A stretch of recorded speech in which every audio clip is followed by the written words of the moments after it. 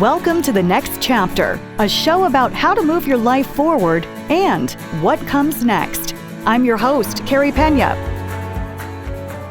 Hi, everyone. I'm Carey Pena, and this is The Next Chapter podcast. With me in studio today, Lisa Moore, celebrity makeup artist, stylist, and mental health advocate. Lisa, thank you so much for being here. Thank you for having me again.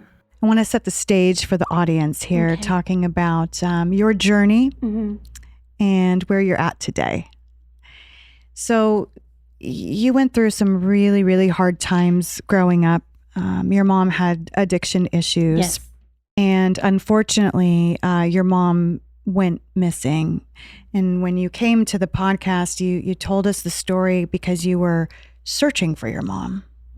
So talk a little bit about what that was like, not knowing what happened to her. It's like living in a nightmare, truthfully. You know, you watch all these TV shows and movies and murder mysteries, and they're really intriguing to watch. And I always loved watching them.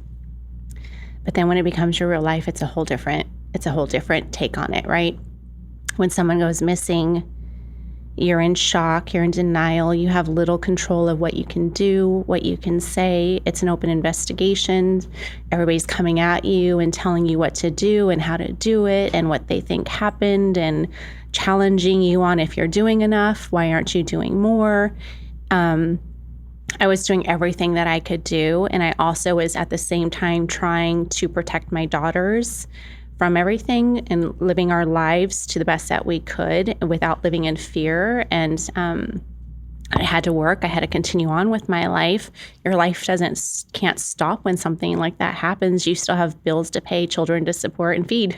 So I had to put on a happy face. There were a lot of sleepless nights and tears and baths with closed doors, so my daughters didn't hear and see it. But it was a really difficult time. It was, she went missing in April, and I found out in late November, that she actually was murdered. And it was good to know that I had an answer, but at the same time, I didn't have answers on what actually happened to her, because there was enough evidence to hold someone accountable. And until they find her remains, which they still have not to this day, there is nothing I can do. It's a cold case. I'm in this place now where I'm constantly just feeling like I'm going to get a phone call someday that they found her body. That's what I hope for, so I can give her a proper burial. But I also don't want to live my whole life just waiting for that. I hope it happens someday, but I have to just kind of move forward and do what I can for my own mental health and to be a good role model to my daughters. You have been an incredible role model to your daughters, and you are using your journey to help so many people. Yeah. I want to tell the audience what your mom's name was. Yeah.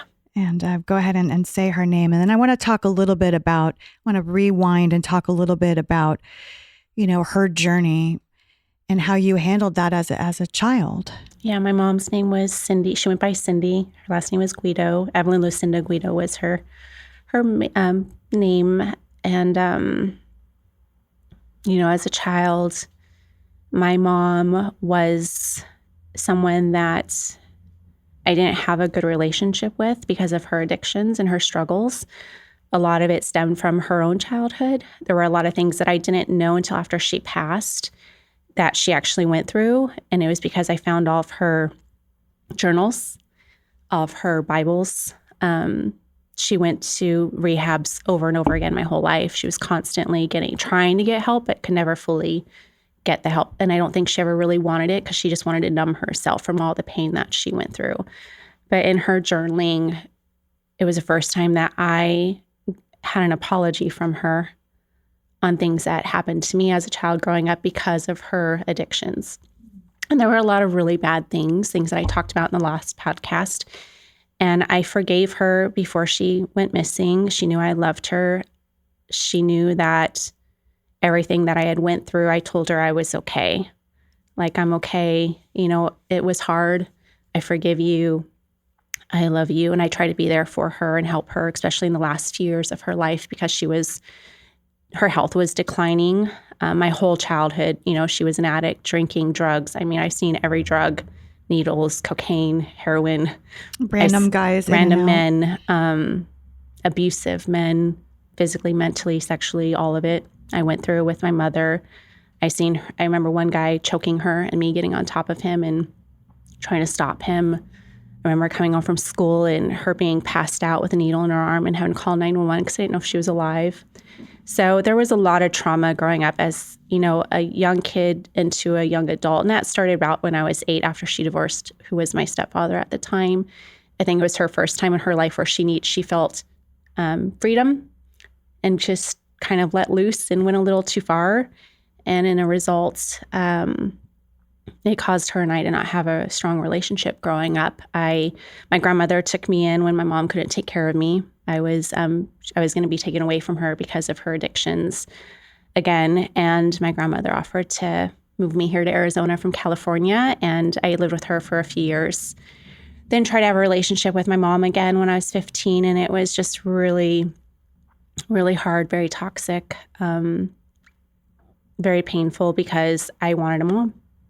I was at a point in my life where I really needed a mom. And I couldn't get what I needed from her. You just couldn't get her to become that. She was just too far caught up in her own misery. And it's hard when you love someone. And no matter what you do, it's never enough. I think for her, it would have been easier if I had become an addict like her because we would have had something in common. I think because I refused to be one, and I just knew at a young age I just didn't want that life. I remember growing up and just being like, I love my mom, but I don't want to be like her. I want to grow up and have a safe home and provide a safe home for my children and be a good mom. And I have. And I know she is proud of that. I just wish she was here to see how beautiful and amazing her granddaughters are. One of the stories that you told me the last time you came on the show, and actually several people have commented who saw that show, you experienced amazing cruelty throughout the process of the search for your mom. One point in time is you were working at Saks Fifth Avenue and you're a single working mother yourself. Yeah. And so you were dressed up, you're a makeup artist. Naturally, your makeup was done. Yeah. And one of the news stations called you and said, we may have a break. And in the case, we need you to talk about it. So you went out to go do the interview. And after that interview aired, you had people actually calling you upset because you were made up, almost as if you were being insensitive. Yeah, I was shocked when I got in my car what I saw on my phone. I had people calling me, messaging me. They found, they Google my name, strangers, a lot of them. And they sent me just the most cruelest messages. A lot of really bad videos from men telling me, women saying I look like a whore, a slut, calling me a liar, saying I looked expensive, making me feel so bad about how I looked, but not knowing that I was at work, getting ready to host a big event. And I wasn't showing any part of, I was covered up. I was just in a black dress. I didn't know they were going to zoom out. My whole body would be on camera because I was in heels and a black dress, nothing showy. And I had red lipstick on because it was a fashion show event. And I was talking about fall colors and fall makeup. And I had to, just run out there. I didn't look at myself before I went outside. But I remember when I came in after crying on the corner, answering these questions and not knowing what they found because they didn't share with me what was going on. Later, I learned it was because they went and did forensics in her apartment, which is why I know she's no longer living, and seeing men telling me how hot my mom was, how hot I am, what they wanted to do to me, and people tell me what happened, they think, and judging me for not just how I looked, but like what I was doing to find her. And unless you've been in that position, you have no right to tell someone what to do and how to do it. And assuming that I wasn't doing those things is what hurt the most. And even people that I know, were like, why haven't you done this? Why haven't you done that? Why aren't you doing this? Do this, do that. And it's like, just stop telling me what to do and just ask if I'm okay and help me. And like, I felt like I was constantly being interrogated. And I was just telling you earlier, I still get it. It was 7 years in April since she went missing. And every year on the anniversary, it pops up on everybody's timeline on Facebook because a lot of people were sharing her missing person picture, which I really appreciated at the time. But they're still messaging me saying, have you found her? Are you still looking? Why aren't you talking about it? Why aren't you sharing? Why aren't you doing this? And I'm like, I know she's not alive. And I don't know if people don't read what I wrote or they didn't watch the podcast that you and I did about it, but I know she's not alive. I saw the forensics. It's a nightmare in my head all the time. I wish I didn't see it.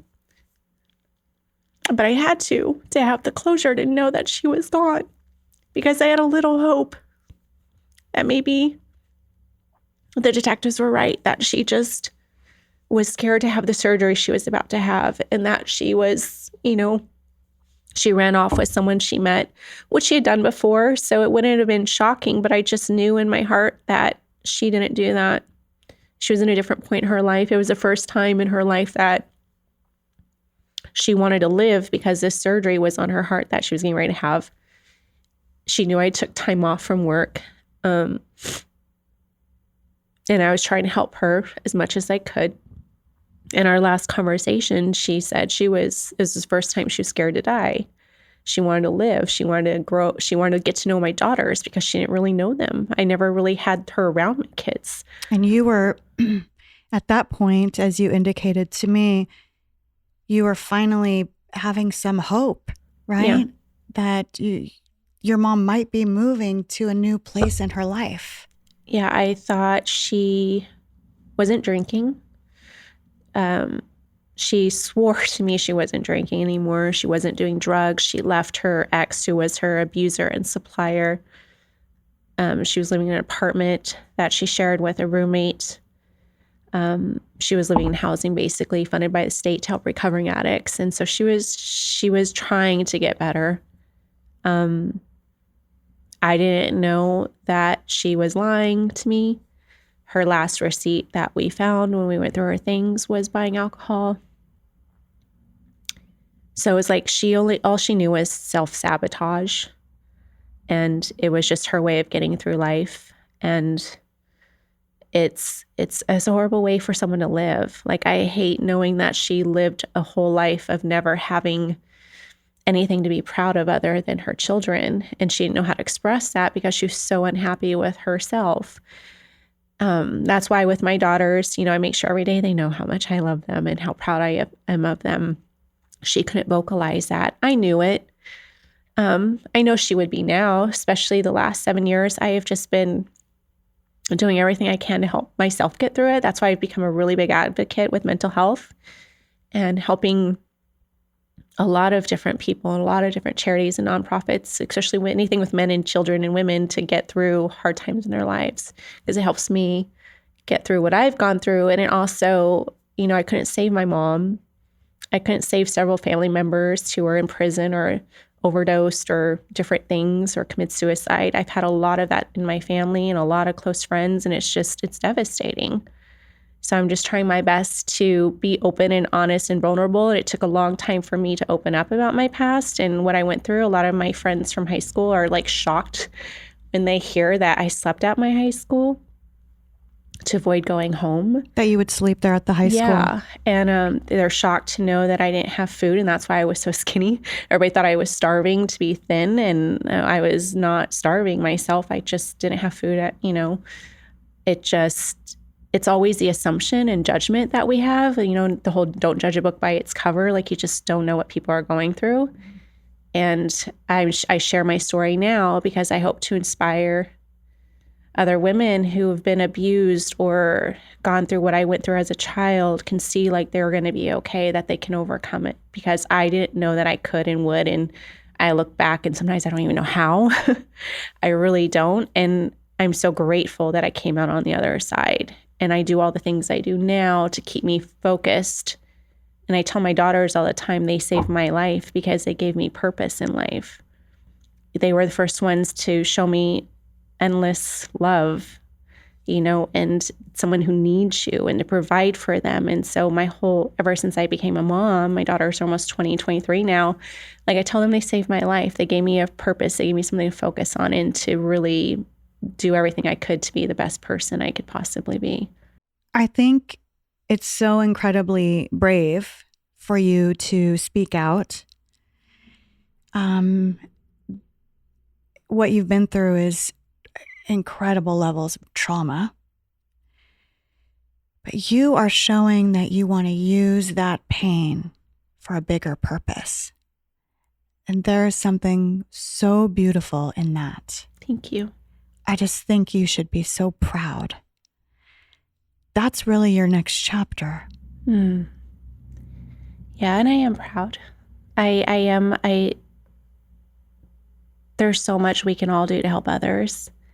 And I feel like that's what my focus now is, whether it be my job as a makeup artist and a stylist. I'm helping women and men feel confident in their bodies. I'm making sure that they feel like their best selves before they go to a job interview and before they get married, there's so many occasions that I help people for, and I love it. I'm a big advocate on body confidence and self-image and not living up to the standards of social media and what the world is saying is beautiful.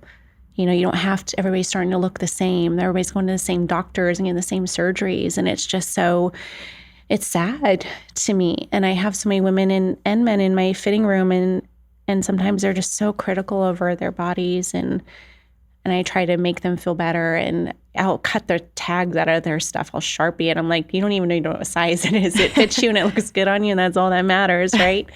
So I'm trying to now really pivot, and it makes me feel good knowing I've made someone else feel good. It makes me feel good knowing that a kid I talk to at a school when I do my guest speaking goes home and hugs their parents, says, thank you, I appreciate you and love you. Because I always close with that. I always say, if you have a safe home, a loving parent, godparent, foster parent, whoever, and they love you and they do nice things for you, just go home and hug them tonight and say, I love you and I appreciate you, because you never know what could happen. And they need to hear that, and they deserve to hear that, because not everybody is so lucky as you to have that. And I've had hundreds of kids do it, and parents call me and thank me. I had one kid reach out to me after, and he's like, can you please call my mom? She thinks I did something wrong. And I called her and I told her, yes, I spoke at your son's school today. And I encouraged him to do that. And she was just like, Mija, thank you. He hasn't hugged me and ever told me he appreciates me. I don't remember last time he told me he loved me, because we get so caught up and busy in life and everything's expected. We expect this because you're a parent, or we expect this because of this. And it's like, no, you still have to appreciate it. You still have to say thank you, whether it be a friendship or marriage, all of it. Like, you still owe that to that person for the love and time that they give you and share with you. I think it's important to remind people to say thank you and show your appreciation and gratitude to them. You still have such a kindness about you, and everyone who knows you personally loves you. And I challenge anyone, because I can't imagine someone wouldn't love you, because you're incredible, beautiful, inside and out person. I appreciate that. How were you able to stay positive when you have seen such cruelty? It's not easy. I think I was just told by a friend the other day that I make everything look easy. She goes, you make it look easy so people don't worry about you. And I don't think a lot of people realize my mental health and everything I've been through, because I am so positive and I am so friendly and I'm always so willing to say yes and help others. But I think that's part of the reason why the story is so important, to show people behind the scene, I'm human. I've been through a lot. And the reason I do all the things I do isn't for show. It's not for likes and comments and social media. I know I'm on social media. I don't consider myself an influencer. I want to just be a good person and a role model, inspire people to do good and be good and give back. and to overcome things that they've been through. And my job can be very superficial. It's about what you're wearing, where you're going, how you look, your makeup. And that's not who I am to my core. So I've really worked hard on staying positive in that regard by showing people like what is in my heart is not what I look like. What's in my heart is how I help others and give back and just try to get over the trauma that I've been through in the most positive way I can. Because if I don't stay positive, the only other way is negative. And I don't want to live a negative life. I don't want to woe is me. I don't want to feel sorry for myself. I don't want to say, why didn't I have that parent? There are moments like when I work on a wedding and I see the mom and the bride together, I have to like hold it in, and I get in my car sometimes and cry because I'm like, God, she doesn't even know how lucky she is to have a mother like that. There was actually a lady one day shopping with me and her mom, and the woman was being very rude to her mom and kind of condescending. And the mom went to the restroom and she made a comment to me like complaining about her mom. And I said, I would give anything to be able to have a girls' day with my mom and go shopping with her. You're so lucky. And she just looked at me and was like, I needed that. Thank you. And when her mom came back, she told her mom, that does look really pretty on you. You should get it. And it changed the outlook on her day with her mom versus being like, oh, my mom's getting on my nerves. And she just wasn't being friendly with her. But I could tell she needed to hear that. And I'm glad that I was able to be that person. But I also try to do it in a very kind way. Yeah. Because I was like, I wish I could do that. I'd give anything to be able to have a shopping day with my mom. You're so lucky. And she was like shocked, but appreciative. And I know that the rest of their day was better because I did say something. And I think people need to say things in nice ways, to help people. If you see someone struggling or a situation like that, it's okay to be like, say nice things to make them think about why they might be acting the way they're acting. What do you want people to take away from your story? Just to live your best life and be nice to everybody you possibly can that's in your life who loves you and cares about you, because you never know when that'll be taken away. I wish I would have had some conversations that I didn't have with my mother while she was here, but I was so hurt and upset with her for so many years that I just didn't. I didn't want to hear what she had to say, I think, sometimes, because I knew it would hurt me even more. Because I wasn't going to get the reaction that I wanted or the words that I wanted or needed to heal. So I didn't talk to her about them, where now I wish I would have. So if there's anything that people like, just let things go. Just get along. Like, life's too short. If you're not getting along with a family member or a best friend because of a stupid argument or something, just apologize and move forward and get along, because you just never know what can happen. And you don't want to live the rest of your life with regrets. I appreciate you. Thank you. And all that you do. I know that you're helping so many people in ways large and small. And I think that that's really powerful. I appreciate it. Thank you, Lise. Thank you. And thanks to all of you for watching and listening. This is the Next Chapter podcast. I'm Carey Pena.